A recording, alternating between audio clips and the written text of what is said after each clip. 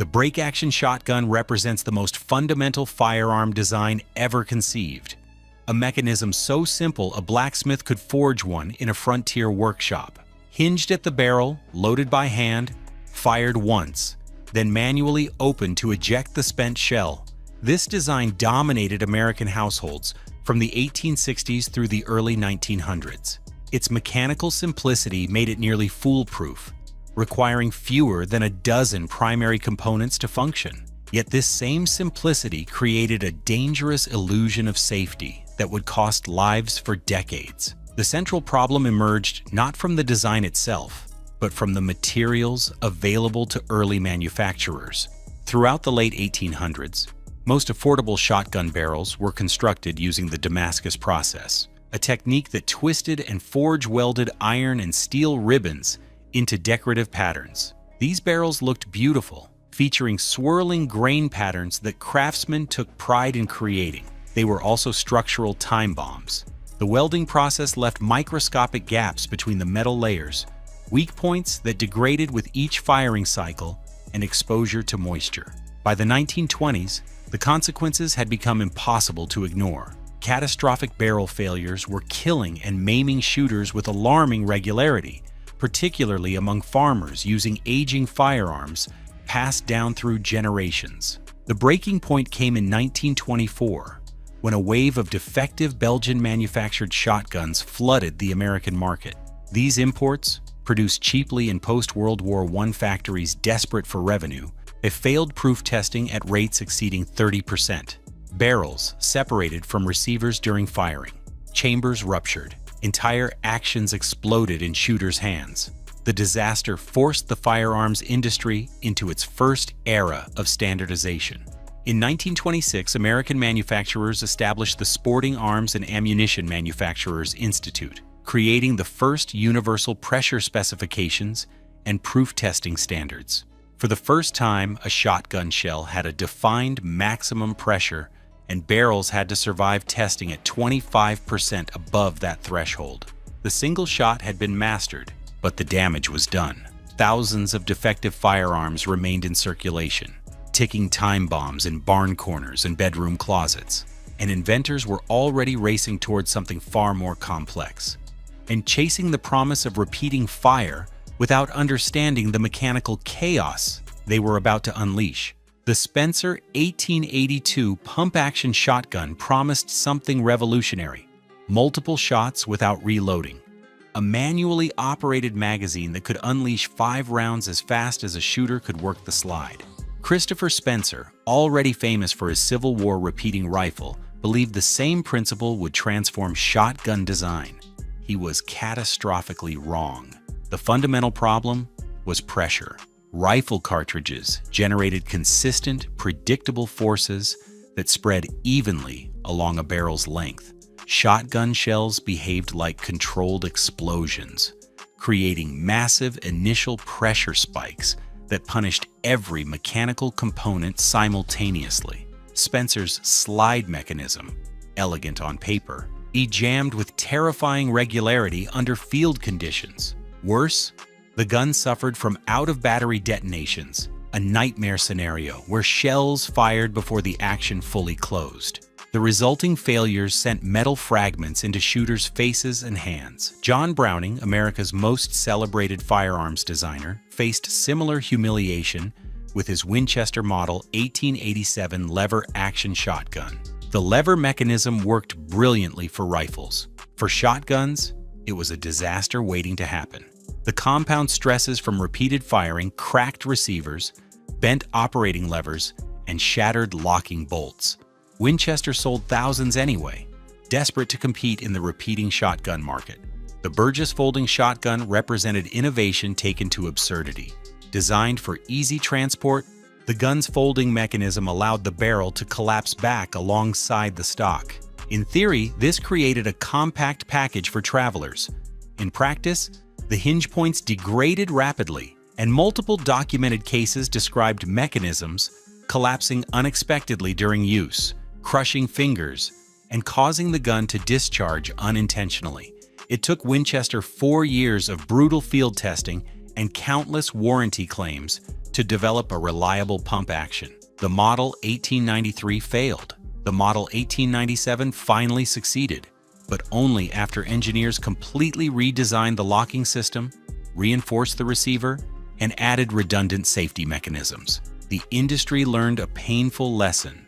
Shotgun engineering wasn't rifle engineering with a bigger barrel. Manual operation had been mastered through trial, error, and injury. But inventors were already obsessed with the next frontier, convinced they could harness the shotgun's own recoil to cycle the action automatically.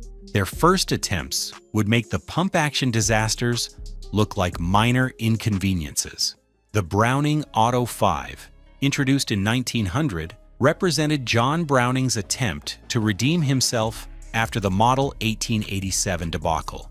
This time, he would eliminate manual operation entirely, using the gun's own recoil energy to eject the spent shell and chamber a fresh round. The long recoil system he developed was mechanically brilliant.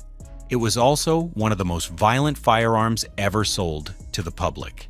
When fired, the entire barrel assembly rocketed backward nearly 3 inches before slamming forward again to chamber the next round. This created a unique double-impact sensation, a brutal 1-2 punch that caught inexperienced shooters completely off guard. The gun kicked hard initially, then delivered a secondary jolt as the barrel assembly returned to battery. Shooters accustomed to pump actions found themselves losing control, and emergency room records from the 1900s through 1920s document numerous facial injuries from the recoiling stock-striking users who hadn't braced properly. The mechanical stress proved equally problematic. Early Auto 5 receivers developed hairline cracks around the barrel mounting points, stress fractures that propagated with each firing cycle. Remington, licensing the design as their Model 11 in 1905, discovered this problem during production and quietly reinforced the receiver design. Thousands of early examples remained in circulation, structural failures waiting to happen. Winchester attempted their own semi-automatic solution with the Model 1911, named optimistically for its introduction year. The gun suffered catastrophic extraction failures, leaving spent shells jammed in the chamber with no manual override to clear them. Field reports described shooters forced to disassemble hot guns after malfunctions, sometimes while hunting dangerous game. Winchester recalled the model voluntarily after just 4 years, an extraordinary admission of defeat for a major manufacturer. The insurance industry noticed.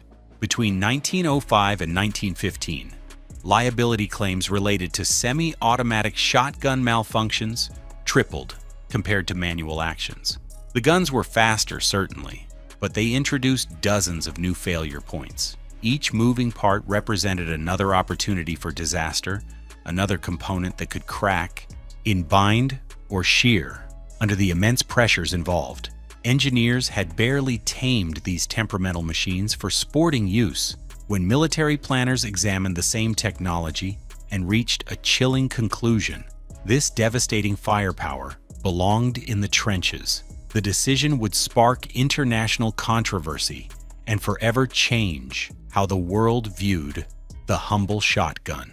The Winchester Model 1897 trench gun entered World War I as a specialized close-quarters weapon, its barrel shortened to 20 inches and fitted with a perforated steel heat shield and bayonet lug. American forces deployed it specifically for clearing trenches, dugouts, and bunkers, where its spread pattern could incapacitate multiple enemies in confined spaces. The Germans hated it. In September 1918, the German government filed a formal diplomatic protest with the United States, claiming shotguns violated the laws of war by causing unnecessary suffering. The complaint cited the Hague Convention's prohibition on projectiles designed to cause superfluous injury. Germany threatened to execute any captured American soldier found carrying a shotgun, treating them as war criminals rather than legitimate combatants. The United States rejected the protest entirely, noting that Germany had introduced flamethrowers and poison gas without similar moral reservations. The controversy obscured a more immediate problem. The guns barely worked in combat conditions.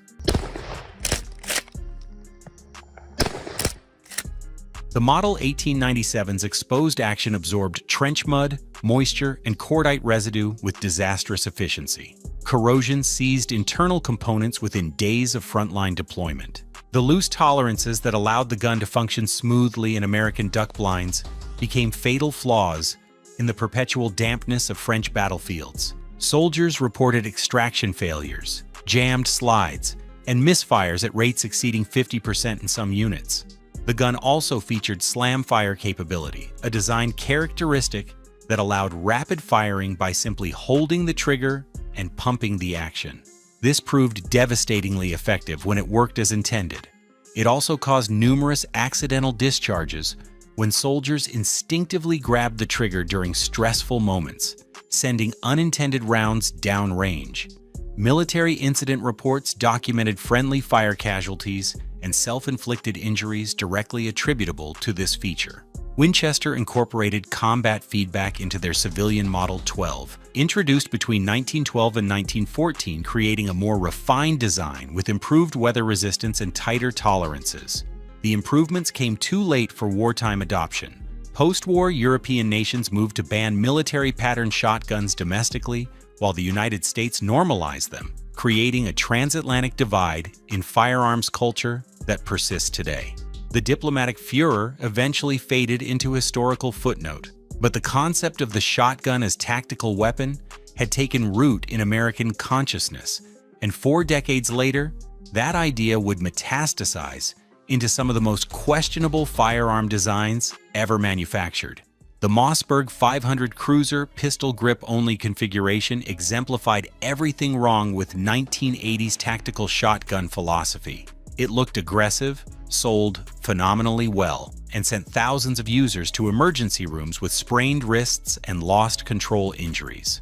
Mossberg moved over 50,000 units in the first 2 years of production, marketing the gun as the ultimate home defense weapon. What they sold was a 12-gauge wrist breaker with no stock to absorb recoil and no practical way to aim accurately. The entire tactical shotgun market exploded on the back of action movies and cocaine-fueled crime panic. Manufacturers raced to add menacing features without considering whether those features actually worked. The Italian SPAS-12 became the poster child for form over function, a dual-mode shotgun that could operate as either pump action or semi-automatic. The selector switch mechanism failed with stunning regularity, leaving shooters with a 10-pound club. Franchi discontinued the model in 2000 after mounting liability concerns, but not before selling nearly 40,000 units worldwide. The Striker 12 and its American clone, the Street Sweeper, took impracticality to new extremes. A 12-round revolving cylinder design that weighed 11 pounds empty, required manual rotation between shots, despite being marketed as semi-automatic, and jammed if loaded with anything other than specific ammunition types. The guns were so useless that the ATF reclassified them as destructive devices in 1994, effectively banning them retroactively. Owners faced a choice: register their purchase as a Class 3 weapon or surrender it for destruction.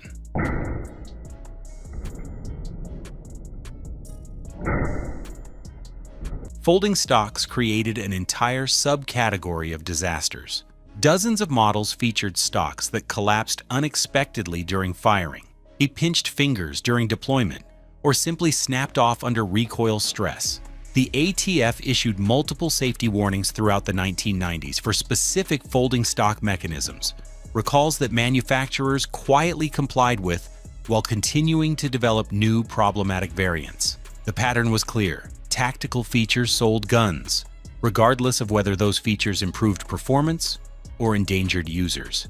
Engineers warned, marketing departments won, production numbers climbed, and lurking just beyond the mainstream tactical market were designs so fundamentally flawed, so divorced from practical reality, that they would make pistol-grip Mossbergs look sensible by comparison.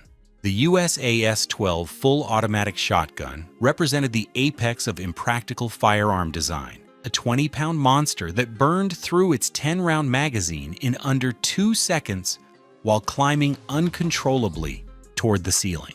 South Korean manufacturer Daewoo produced it for military trials that universally rejected it.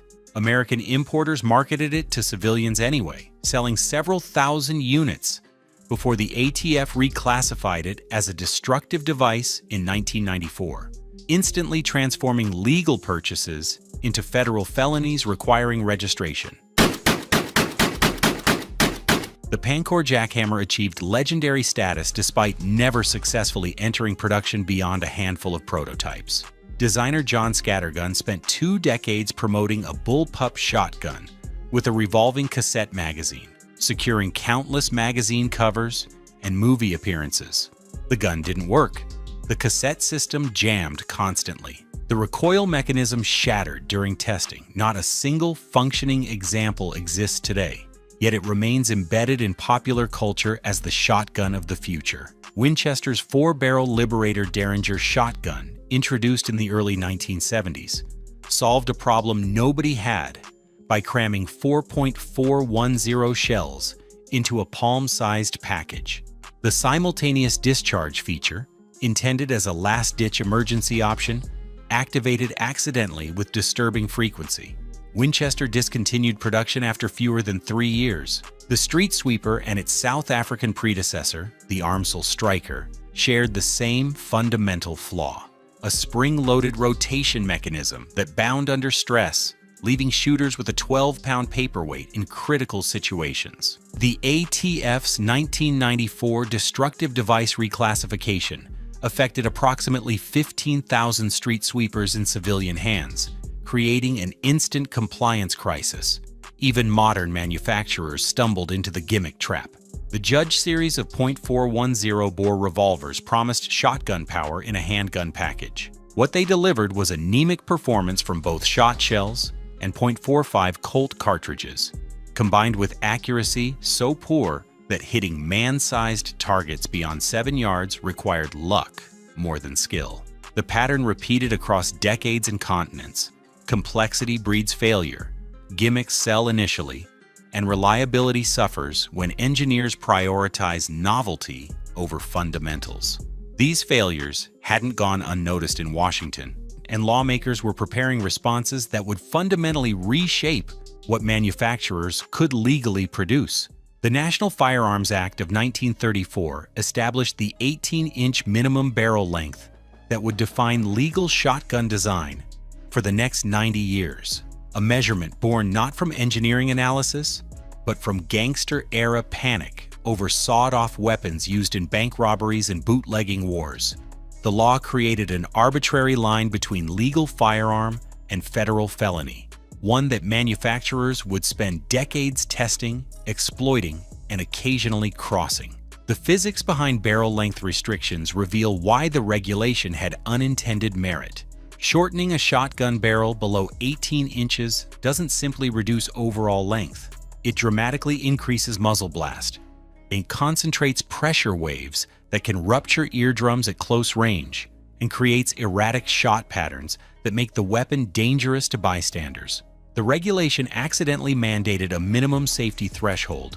The 1994 Striker reclassification demonstrated how dramatically these rules could shift. The ATF retroactively declared the Striker and Street Sweeper destructive devices, requiring existing owners to register their firearms under the National Firearms Act or surrender them for destruction.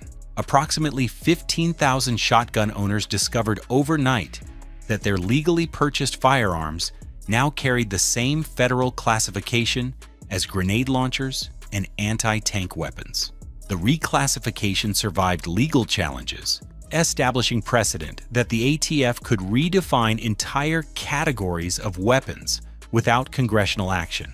The any other weapon classification created lasting confusion.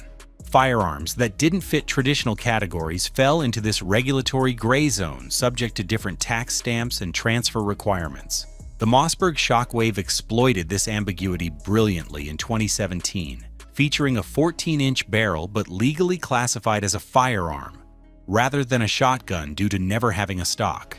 The ATF approved it. The design existed in regulatory limbo, legal, yet clearly designed to circumvent spirit of law intent. These regulations forced manufacturers into defensive design philosophy. Innovation meant navigating legal minefields.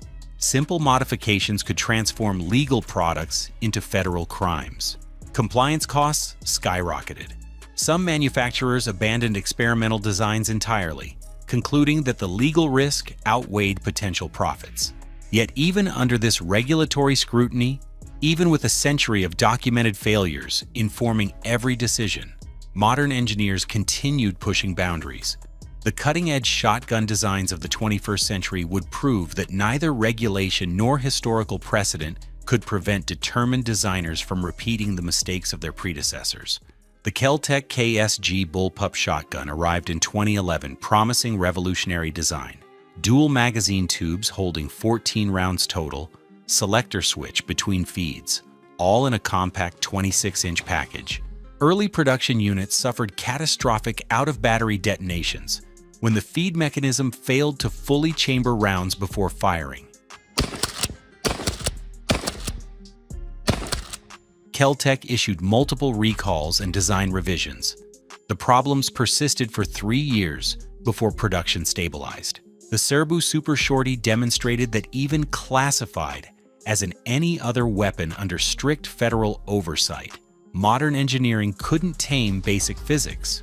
The gun's 6-inch barrel generated violent recoil impulses that made controlled fire nearly impossible despite reinforced construction and modern materials. Users reported bruised palms and lost grip after single shots. Israeli military industries introduced the Taver TS-12 in 2017, featuring a rotating triple-tube magazine system holding 15 rounds. The rotation mechanism jammed under field conditions with alarming regularity, leaving shooters manually forcing cylinders to align. Standard Manufacturing's DP-12 double-barrel pump shotgun faced similar synchronization failures, with the dual-action mechanism frequently cycling only one barrel while leaving the second unfired. The 3D-printed shotgun experiments of the 2010s and 2020s produced spectacular documented failures. Plastic pressure containment proved fundamentally inadequate for shotgun shell pressures. Videos circulated showing catastrophic receiver ruptures, barrel separations, and complete structural failures on first firing. The technology that successfully produced printable pistols met its limit with 12-gauge shells. A century and a half of evolution had proven one fundamental truth: shotgun shells generate unique mechanical stresses that punish every engineering shortcut. The Damascus barrels of the 1880s failed. The complex tactical gimmicks of the 1990s failed. The cutting-edge bullpup designs of the 2020s failed. Different eras, different technologies, identical pattern. From simple break actions to computerized prototypes, 8 levels of shotgun development revealed that in firearms, design complexity rarely equals improvement. The most reliable designs remain the ones that never attempted revolution. Content instead to perfect what already worked.